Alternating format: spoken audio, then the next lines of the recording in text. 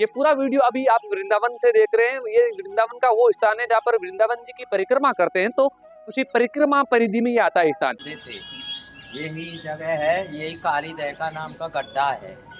तो ये सब जमुना जी थी। वीडियो आप कहाँ से देख रहे हैं कमेंट करके जरूर बताएं। राधे राधे।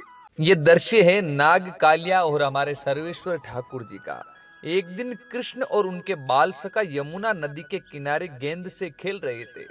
अचानक उन्होंने कुछ ग्रामीणों के मदद के लिए चिल्लाते हुए सुना और कृष्ण और उनके मित्र उनकी ओर दौड़ पड़े। वहां एक ग्वालन भयभीत होकर कह रही थी, मदद करो, मेरा बेटा नदी में फिसल गया। श्री कृष्ण ये सुनते ही उनके पास आए। उन्हें देखकर ग्वालन रोने लगी और बोली, मेरा बेटा यमुना के किनारे खेल रहा था, पता नहीं कैसे उसका पैर फिसला और वे नदी में गिर गया। यह वही जगह है जहां कालिया नाग निवास करता है।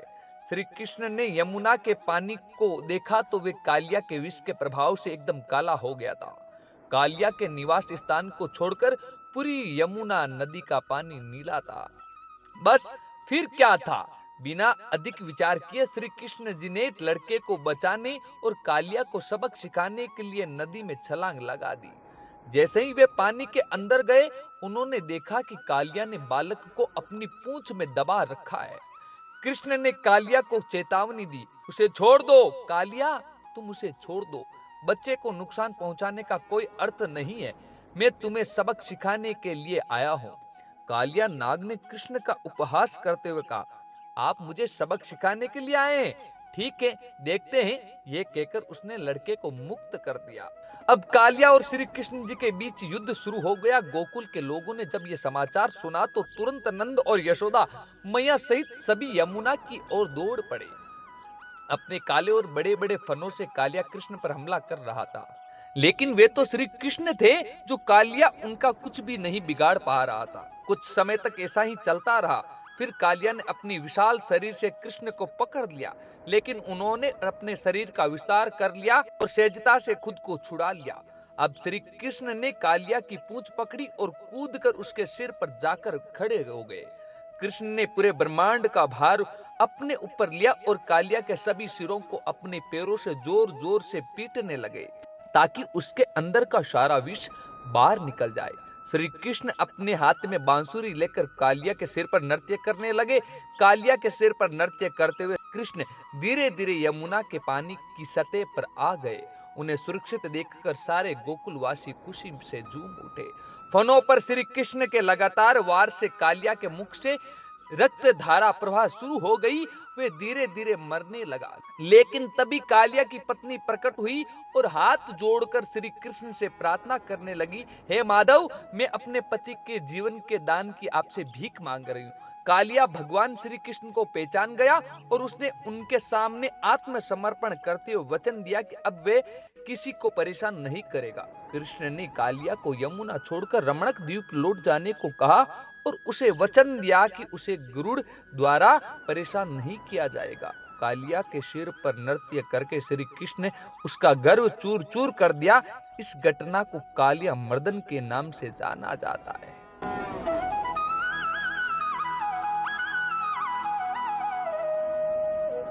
इस कहानी में किसी भी प्रकार की भूल हुई, चूक हुई, त्रुटि हुई इस कथा में तो मैं आप सबसे माफी चाहता हूँ। ये कहानी आपको अच्छी लगी, ये कथा आपको अच्छी लगी तो अपने आगे मित्रों तक शेयर जरूर करें। राधे राधे। देख लीजिए, हम अभी उस स्थान पर बैठे हैं, उस स्थान के शरण में हैं जहाँ पर ठाकुर जी ने नाग कालिया की फन के ऊपर ऐसे डांस किया था, बंसी बजाई थी। वो सामने नज़ारा आप देख सकते हैं। ये रहा, बड़ा ही दिव्य पवित्र भव्य स्थल है ये हमारे वृंदावन धाम में, जहाँ पर देख लीजिए जहाँ ठाकुर जी की लीलाएं यहाँ पर की थी, ये वही स्थान है। नाग कालिया के नाम से स्थान प्रसिद्ध है। जहाँ पर देखोगे तो आपको पुराने वृक्ष भी दिखाई देगा। ये वृक्ष देख लीजिए कितना वर्ष पुराना है, जिसका आकार आप सब देख सकते हैं। ये वही वृक्ष है।